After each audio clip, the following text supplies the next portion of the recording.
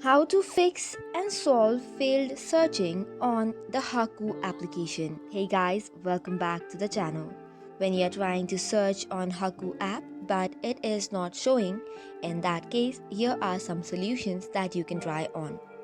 First and foremost, it could be an issue with the app version. So make sure you have the latest app version installed. For this, visit any of your Play Store, App Store, or the APK download version and download and install the latest one. Also, a simple restart of your device should also solve the issue of minor glitches. So you can restart your device and launch it once again.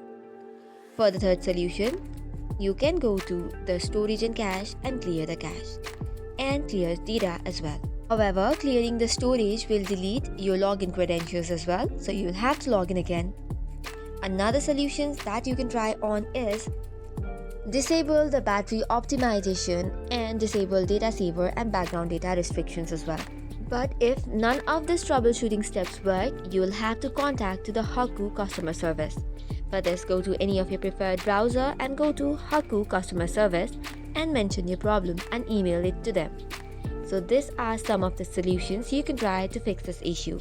That's all for today's video. For more such contents, do not forget to hit the like and subscribe button. Thank you and keep watching.